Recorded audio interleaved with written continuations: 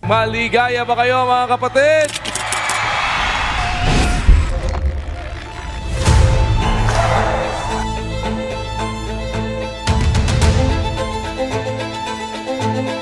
Mahal ko kayong lahat mga kapatid sa tunay na kahulugan ng salita.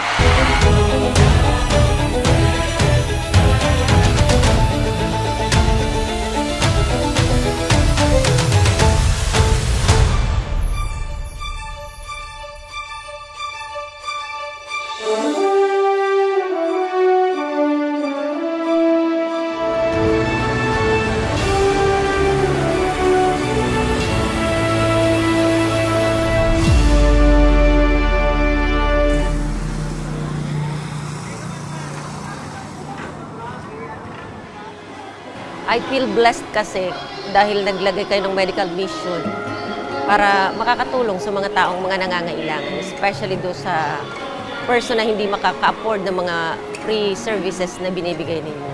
Ay, natutuwa ako sa mga ganitong mission ninyo dahil malaking tulong talaga to, especially do sa yung bibigyan nyo ng charity work para sa kapwa natin. Despite na different religion tayo, malaking tulong po para sa mga tao. Higit sa lahat, yung mga taong hindi maka-avail talaga, makabili sila ng mga gamot nila, ng pangangailangan nila. It's a big help talaga para sa amin. Although hindi man kami kasamahan sa inyong religion, ay equal pa rin ang treatment nyo para sa amin. Maraming salamat. At sana patuloy nyo pong ipagkaloob ito, higit sa lahat, sa mga taong nangangailangan. Hindi po kami naghihirap. Pagka-check up, antimano po, may gamot. Kaya ganoon po ang naranasan ko sa kakaiba po. Ngayon ko lang naranasan ito, 37 years old na ako. Wala kasing diskriminasyon ang medical mission. Walang pinipili. Kaya mayaman dati, ano ka pa man. Wala. Yun lang ang pinakamagandang naranasan ng mga tao sa medical mission. Kaya sana po, tuloy-tuloy lang po ito para maano naman yung mga naghihirap. Kuya, maraming salamat po at pinaisip po kayo na ganitong programa. Salamat po sa Diyos talaga, Kuya. Fulfillment talaga kasi ngiti ng tao, ngiti ng kahit hindi natin kaanib. Parang ang saya sa pakaramdam na hindi mo maipaliwanag kung ano yung kagalakan na nasa puso mo. Pero lagi mong nanasain na gumawa at magpatuloy kahit sa pinakamaliit na paraan lang yun. Kuya, maraming salamat sa Diyos kasi mula noon, nung estudyante pa lang ako ng La Verdad, nakita ko na yung paggawa ng mga ngaral natin, yung paano sila tumulong. So, salamat sa Diyos, Kuya, kasi nasa likod mo lang kami, Kuya, awa tulong ng Panginoon. Maraming salamat. Patuloy ka nawa pong ingatan.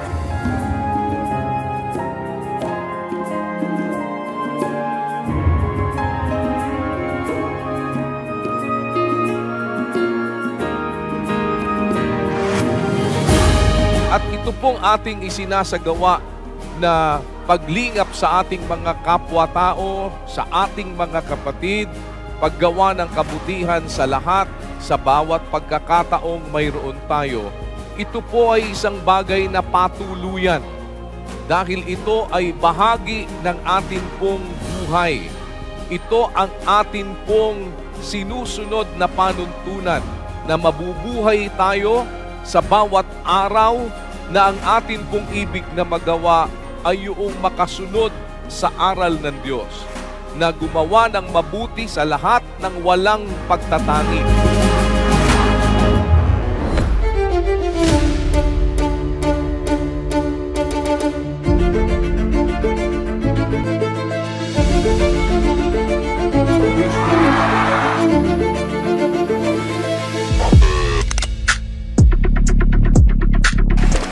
Nagalakan sa amin makarating sa inyong lugar dito sa Bicolandia at makapagdiwang ng araw ng pagpapasalamat sa Diyos kasama kayo na ating mga kapatid dito po sa Bicol.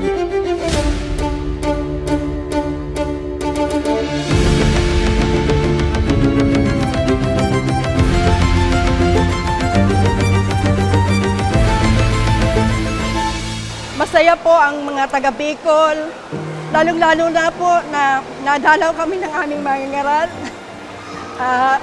Isang kagalakan ang madalaw kami dito. Masaya po kami at nakita namin ang mukha ng aming mangingaral.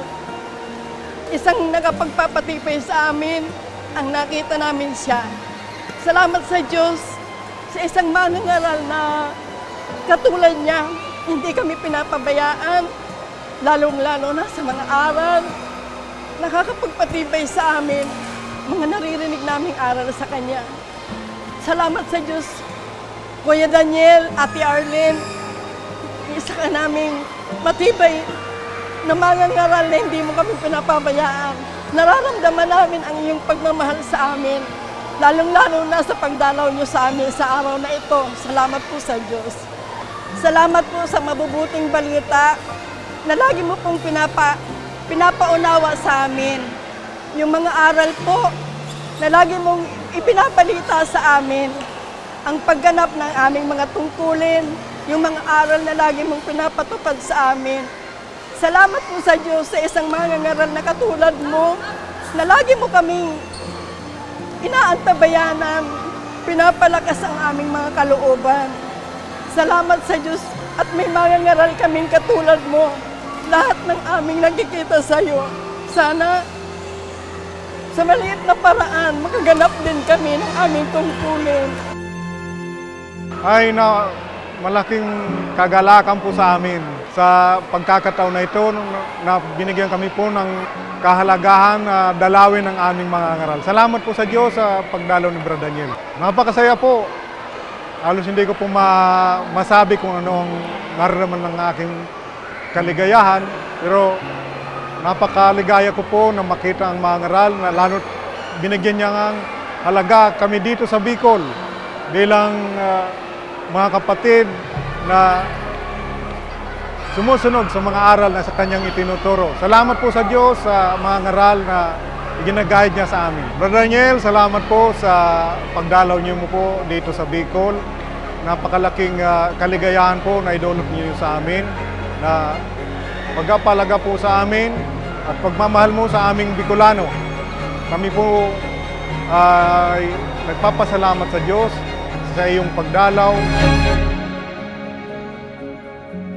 Ang mabuting balita po na daladala ni Kuya Daniel sa pagbisita niya sa mga kapatid sa Bicolandia ay nadalaw niya po ang aming mga kapatid, nakita niya po ang aming mga kalagayan at nakita po ni Kuya kung gaano kasabik ang mga Bicolano na makita po siya ng mukhaan kahit po sa malayo, kahit hindi man po kami makayakap, ay nagpalakas ng aming mga kalooban na magpatuloy sa aming mga paglilingkod dahil nasilayan po namin ang aming mga ngaral. Parang naginhawaan po ang aking puso na nandito po ang aming mga ngaral na kadamay po namin na hindi po kami nag-iisa sa aming mga paglilingkod. Sa kabila po ng aming mga pagkukulang na nagagawa ay nagpalakas po sa aming mga kalooban na magpatuloy. Sisikapan po namin na matulungan siya sa pagtingin sa mga kapatid at ibabalita ko rin sa kanya na mahal po siya ng mga kapatid sa Bicol. Kuya Daniel, salamat po sa Diyos sa pagbisita po sa Kabikulan. Kami po natutuwa ang aming mga kalooban at nadalaw mo po kami dito po sa Bicol. Alam ko po, napagod kayo kuya sa biyahe at napakarami pong mga kapatid na ibig lumapit pero nakita ko po na talagang pinipilit niyo po na mapasaya at malapitan ng mga kapatid. Salamat po sa Diyos at nananatili po na ang mga kapatid sa Bicol ay nakasuporta sa iyo. Nandito lang po kami kuya, mahal ka po namin.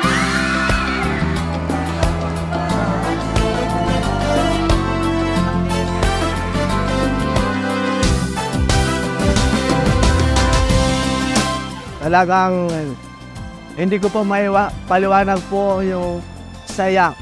Pero ang nararamdaman ko talagang overwhelming, napakasaya po na makita ang mga ngaral po natin ng personal. At makasali din po ako sa ISCAP. Naging masaya ang mga kapatid. Basta sa akin po, talagang masayang-masaya po ako. Wala pong katulad ito pong pakiramdam na naramdaman ko po.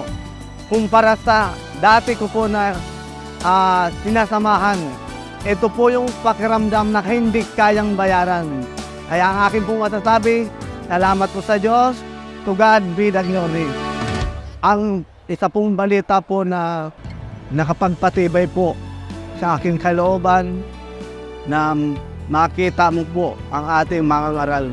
Kasi yun po ay pagdalaw ng Diyos po. Kaya proud na proud po ako na naging mga ngaral po si Kuya Daniel. Kaya salamat po sa Diyos. Huwag po kayo magsasawa, Kuya, magpaalala po sa aming magkakapatid. Masaya po ang aming mga kalooban habang ikaw po ay nagsasalita sa buong kapatiran. Salamat po sa Diyos sa mga salitang ipinangaral niyo po sa amin. Sa akin po, nagpapalakas ng aking kalooban para po makapagpatuloy sa aking paglilingkod. Hindi ka man magsalita sa iyong dinadala sa araw-araw. Laging inaalaala, ipanalangin ka sa araw-araw. Nakapilang gusto Kuya na natadaw pang palad, nayakap ko siya. Talaga namang ang experience na to hindi ko makakalimutan sa buong buhay ko. Dahil ito ang pinakamasayang araw na naranasan ko sa buong buhay. Ang makita kasi ng mukha si Kuya talagang marirecharge ka. Marami kang pagpupulang, marami kang mga naging samblay na nagawa. Pag nakita mo ang ating mga ngaral, lahat ng yun parang nawala. At yung mga, kumbaga, yung naging kakulangan mo, napupunan lahat dahil nakita natin ang Kuya, nakita natin ang kanyang paggawa. Susundan lang natin, gagayahin lang natin ang ginagawa ni Kuya. Talagang wala tayong naipagmamalaki. Lalo tayong mangliliit kung siya nga, mga kapatid na wala talagang ano man sa buhay, pinupuntahan niya. How much more tayo ng mga kapatid na malapit sa kapatid natin, napuntahan natin ng mga kapatid na may sakit, na may mga nangangailangan. At yun po kasi ang tinuturo sa atin ni Kuya. Huwag mapabayaan ang kapatid sa anumang kaparaanan. Kapatid na Daniel, maraming salamat po sa Diyos sa lahat po ng pagtuturo sa amin na kami maging karapat-dapat sa buhay na walang hanggan. Makasama natin ang Diyos na ating lumikha sa atin. Mga magkakapatid dito po sa Bicol ay nakahandang tumulong, nakahandang magbigay suporta sa lahat po ng iyong mga panukala ayon po sa ating mga gawain. At salamat po sa Diyos sa iyong mga pagmamahal, sa iyong pagpunta sa aming lugar na talagang nakaka-recharge na naming mga pananampalataya, sumisigla ang aming mga puso at lubos na lubos po ang aming mga kagalakan.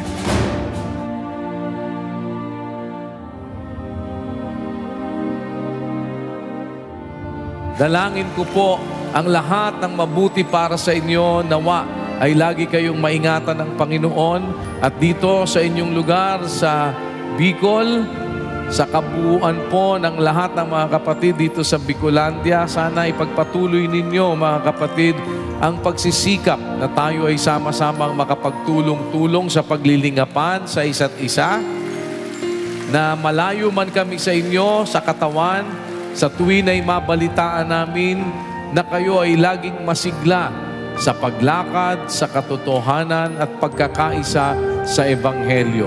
Kagalakan at kasayahan po sa aming mga puso ang makita kayong masigla sa paglilingkod dito sa Kabikulan, mga kapatid. Pagpalain kayo ng Panginoon.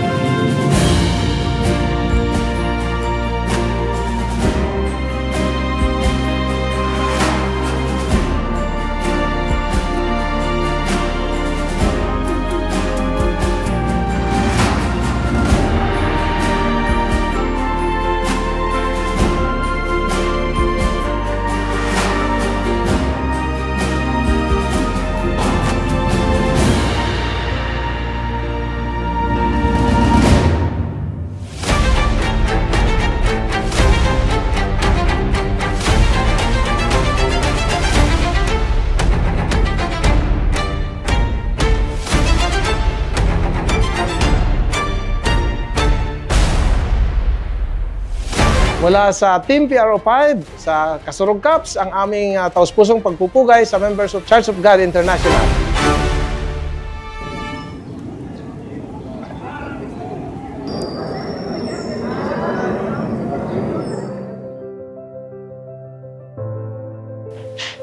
Tayo naman, ang gusto natin kasi is to be a blessing to the community. Maging small instrument man lang na yung kung ano man pwede natin gawa. Sabi ko nga sa kanila, yun ang yun ang purpose ng religion. Dapat advocate ko talaga. Peace and love na karating sa tao. Sa akin pong 53 years dito sa mundo, first time ko po siyang nakita personal. Nakikita ko lang po siya sa TV, sa mga sa news, sa publications, but this time, the first time ko siyang nakaharap, I found him to be a very religious, very professional, and very alluring person. So, Kuya Daniel, mula sa Team PRO5, kami po ay taus-pusong nagpapasalamat sa iyong pagdalaw sa amin, sa iyong pagpapaunlak na makasama ka namin ngayong umaga, na hiling din namin na ikaw palalo ay biyayaan ng may kapal dahil ang iyong pagtulong sa kapwa ay pagpapahayag ng tunay na saloobin ng Diyos, tunay na katangian ng Diyos na mapagbigay, mapag-unawa at mapagmalasakit sa kapwa. So pagpalain po nawa pa kayo ng puong may kapal at naway yung kalakasan at katalinuhan ay laging ipaubaya sa iyo ng Diyos. Church of God ay kayo po ay kasama namin sa pagdadasal ng isang mapayapa, matahimik at maunlad na pamayanan. Welcome po kayo dito sa PRO5 at katulong niyo po kami dito sa atin sa Bicol Region sa pagpapaunlad ng ating bayan. Maraming salamat po.